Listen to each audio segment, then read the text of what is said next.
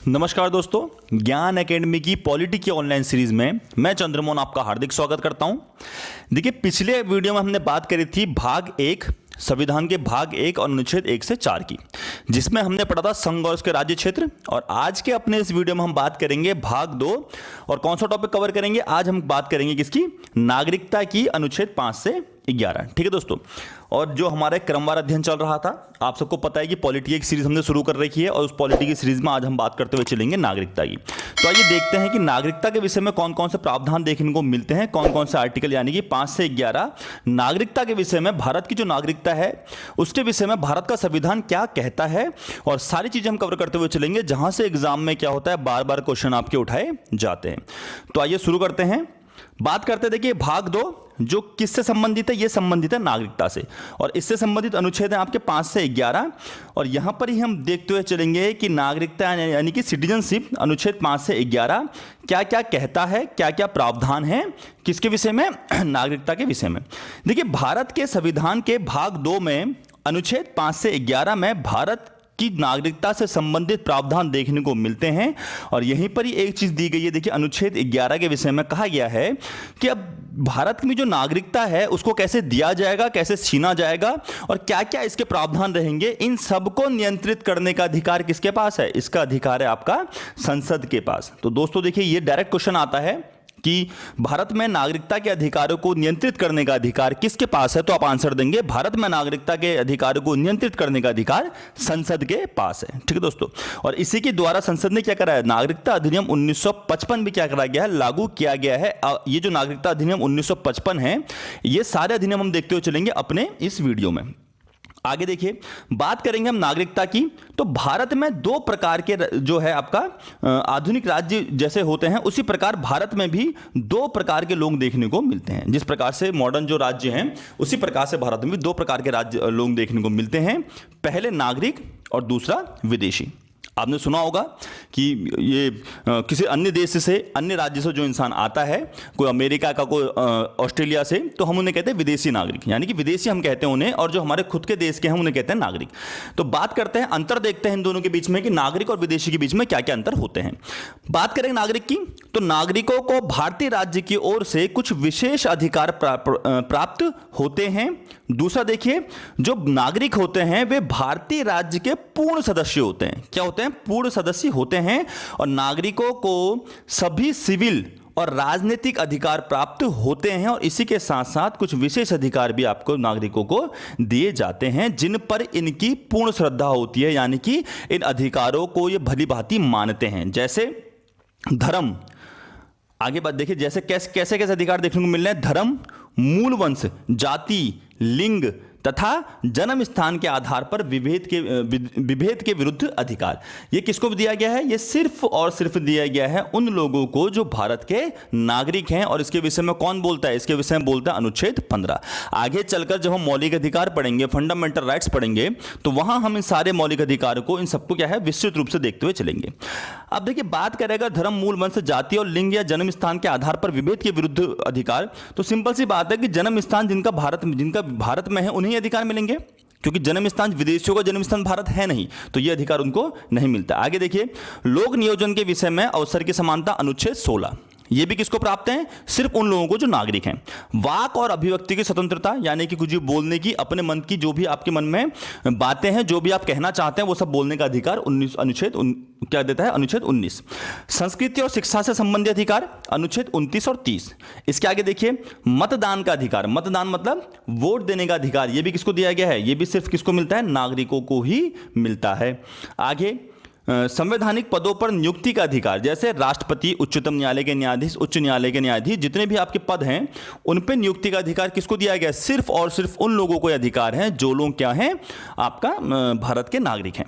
आगे देखिए, चुनाव लड़ने का अधिकार। आप किसी भी प्रकार का चुनाव लड़िए, चाहे विधानसभा का चुनाव हो, चाहे संसद का चुनाव हो, लोकसभा या राज्यसभा का, तो यह अधिकार सिर्फ और सिर्फ उसको ही होगा। इसकी पहली शर्त यह रखी जाती है कि जो भी चुनाव लड़ रहा है वो भारत का क्या हो? नागरिक हो। ठीक है दोस्तों। तो ये जो विशेष अधिकार हैं, जो सिविल और राजनीतिक अधिकार भी हमें देखने को मिले इसके अंदर, जैसे मतदान का अधिकार, चुनाव लड़ने का अधिकार, राजनीतिक अधिकार, तो ये सारे के सारे अधिकार किनको दिए गए हैं? ये सारे के सारे अधिकार दिए गए हैं सिर्फ और सिर्फ भारत के नागरिकों को। ठीक है दोस्तों।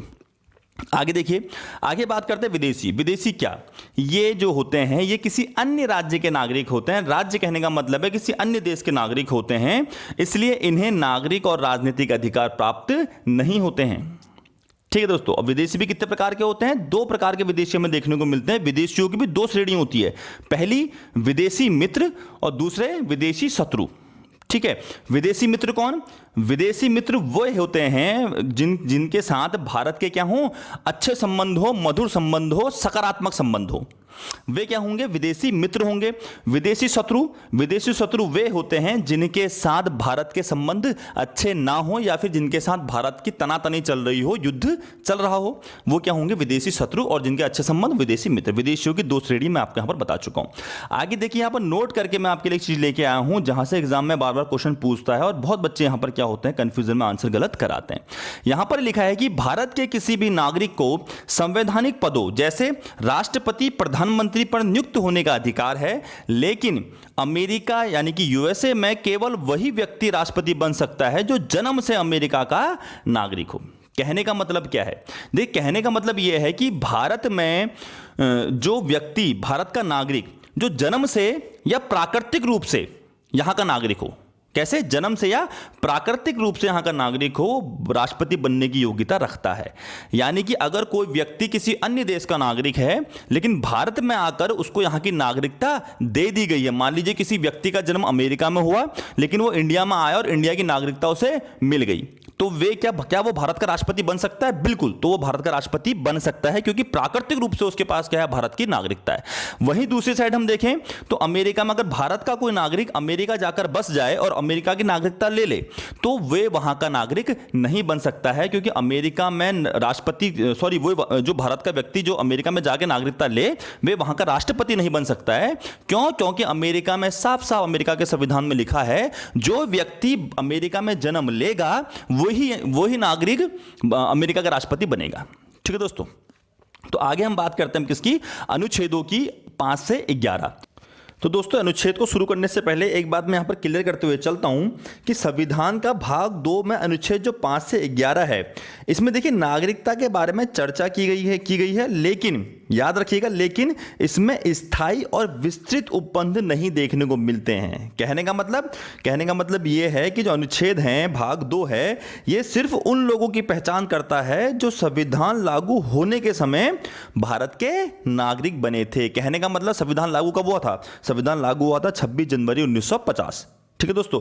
तो इस जो आपका अनुच्छेद है, भाग 2 है, इसमें ना तो अधिकरण और ना ही नागरिकता के हानि पर चर्चा की गई, यानी कि ना तो यहां पर यह बताया गया है कि नागरिकता कैसे लेनी है और ना ही यह बताया गया कि नागरिकता कैसे ली जानी है, हटनी है, नागरिकता की हानि होनी है। यहां पर सिर्फ यह बताया गया है, यह कोई स्थायी और आपका विस्तृत उपबंध नहीं है। यहां पर सिर्फ उन लोगों की बात की गई है, उनकी नागरिकता की बात करी गई है जो 26 जनवरी 1950 संविधान लागू होते समय भारत के नागरिक थे। तो देखिए अनुच्छेद 5, जन्म से भारत का नागरिक। यदि कोई व्यक्ति भारत में जन्मा हो तो वो भारत का नागरिक होगा। कब?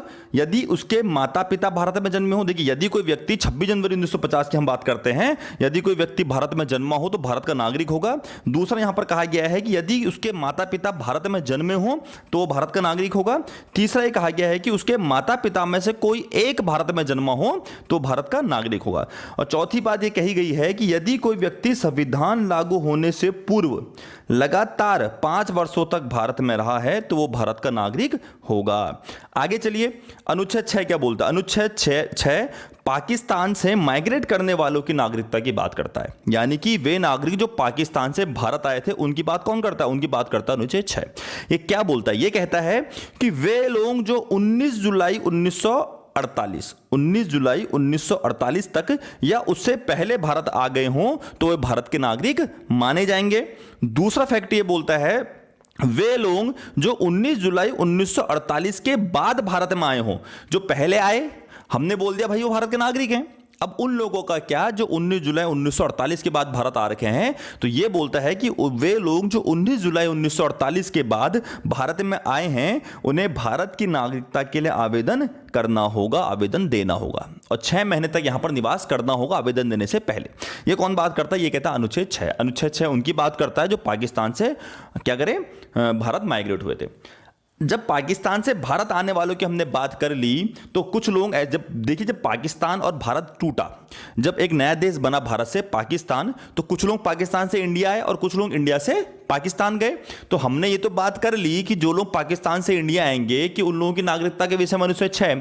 अब उन लोगों का क्या जो लोग भारत से पाकिस्तान गए, क्या वे भारत के नागरिक कहलाएंगे या नहीं कहलाएंगे? तो यहां पर देखिए अनुच्छेद 6 बात करता है भारत से पाकिस्तान को माइग्रेट करने वाले व्यक्तियों की नागरिकता के बारे में। तो यह अनुच्छेद क्या बोलता है? यह अनुच्छेद कहता है कि 1 मार्च 1947 को, डेट याद रखिएगा, स्टार बना लीजिए, 1 मार्च 1947 को या उसके बाद जो लोग पाकिस्तान को चले गए, कहां को? पाकिस्तान को चले गए, वे भारत के नागरिक नहीं होंगे, क्योंकि वे लोग पाकिस्तान जा चुके हैं और पाकिस्तान जाके कहां की नागरिकता लेंगे? वो पाकिस्तान की नागरिकता लेंगे। और भारत के संविधान में मैं आपको पीछे बता चुका हूं, दोहरी नागरिकता की बात नहीं कही गई है। जिसने मेरे पुराने वीडियो नहीं देखे हैं, पुराने वीडियो जाके देख लीजिएगा। मैंने आपको बोला था कि भारत के संविधान में सिर्फ एकल नागरिकता की बात करी गई है, यानी कि आप सिर्फ एक ही जगह के नागरिक हो सकते हैं। तो देखिए, जो लोग पाकिस्तान चले गए वे भारत के नागरिक नहीं होंगे, किंतु यहां पर एक वर्ड लगा है किंतु 19 जुलाई 1948 से पहले, पीछे मैंने बात करी थी ना 19 जुलाई 1948 से पहले जो भारत आ गए, तो यानी कि 1947 में पाकिस्तान और भारत का विभाजन हुआ। 1947 में कुछ लोग पाकिस्तान चले गए, लेकिन पाकिस्तान जाने के बाद उनको ये एहसास हुआ कि भैया हमें कहां रहना चाहिए? भारत में रहना चाहिए। तो वो लोग क्या करें? वापस आ गए। तो यहां पर लिखा है कि देखिए 1 मार्च 1947 को चले गए, किंतु 19 जुलाई 1948 से पहले जो भारत आ गए हैं वे भारत के नागरिक होंगे। देखिए अनुच्छेद 6 में साफ साफ लिखा है 19 जुलाई 1948 से पहले जो आएंगे भारत के नागरिक होंगे। आगे बात समझ में दोस्तों, वे लोग जो 1 मार्च 1947 को गए और कभी लौट कर नहीं आए, यानी कि 1948 से पहले, 19 जुलाई 1948 से पहले लौटकर नहीं आए, तो वे भारत के नागरिक नहीं हैं। लेकिन जो लोग 19 जुलाई 1948 से पहले लौटकर आ गए वे भारत के नागरिक कहलाएंगे। ये क्या बोलता है? अनुच्छेद 7 बोलता है। आगे बढ़े, देखिए अनुच्छेद 8 क्या बोलता है? अनुच्छेद 8 कहता है कि भारत में जन्मा हो परंतु विदेश में रहता हो। कहने का मतलब देखिए, ये ऐसे व्यक्ति जो भारत सरकार अधिनियम 1935, भारत सरकार अधिनियम 1935 के अंतर्गत भारत के नागरिक थे, वे भारत के नागरिक होंगे। ठीक है दोस्तों, यानी कि देखिए कुछ ऐसे व्यक्ति जो भारत सरकार अधिनियम 1935 पीछे मैं पढ़ा चुका हूं, जिसने मेरे पुराने वीडियो नहीं देखे हैं फिर से बोल रहा हूं, जाकर देख लीजिएगा। जो उस समय भारत के नागरिक थे, भले वो विदेश में क्या हो, रहते हो, लेकिन वो भारत के नागरिक माने जाएंगे। अनुच्छेद 9 कहता है विदेशी राज्य की नागरिकता लेने पर भारतीय नागरिकता का समाप्त होना। सिंपल सा फंडा है, वे व्यक्ति जो भारत को छोड़कर दूसरे देश जाएगा और उस देश की नागरिकता को ग्रहण कर लेगा, उसकी भारत की नागरिकता स्वतः खुद ब खुद समाप्त हो जाएगी। मान लीजिए एक व्यक्ति भारत से गया अमेरिका, अमेरिका में जाकर उसने ग्रीन कार्ड ले लिया, वहां की नागरिकता ले ली, तो उसकी भारत की नागरिकता क्या हो जाएगी? उसकी भारत की नागरिकता समाप्त हो जाएगी। सिर्फ एक लाइन याद रखिए, भारत में केवल एकल नागरिकता चलती है, ना कि दोहरी नागरिकता। अमेरिका में जैसे दोहरी नागरिकता है, लेकिन भारत में एकल नागरिकता चलती है कि आप एक समय में एक जगह के ही नागरिक रह पाओगे, या तो आप अमेरिका के रह लीजिए या फिर आप भारत के नागरिक रह लीजिए। ठीक है दोस्तों, आगे चलिए अनुच्छेद 10 की बात करते हैं। अनुच्छेद 10 बोलता है नागरिकता के अधिकारों की निरंतरता, यानी कि प्रत्येक व्यक्ति जो इस भाग से पूर्वगामी प्रावधानों के तहत भारत के नागरिक हैं या किसी भी ऐसे कानून के प्रावधानों के अधीन होगा जो संसद द्वारा तैयार किया जा सकता है, ऐसे व्यक्ति भारत के नागरिक बने रहेंगे। यहां पर समझाते हुए चलता हूं कि कहना क्या चाह रहा है।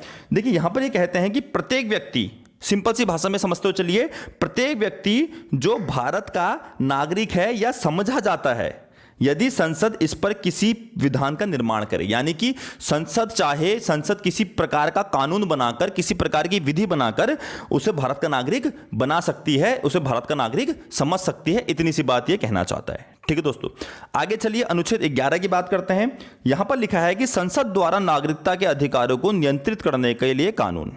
कहने का मतलब कि नागरिकता के विषय पर विधि बनाने का अधिकार केवल और केवल किसके पास होगा? संसद के पास ही होगा। यानी संसद को यह अधिकार है कि वह नागरिकता के अर्जन, यानी कि नागरिकता लेने तथा समाप्ति, यानी कि नागरिकता छीनने तथा नागरिकता से संबंधित अन्य सभी विषयों पर क्या बना सकती है? कानून या विधि बना सकती है। यह पावर किसके पास है? सिर्फ और सिर्फ संसद के ही पास है।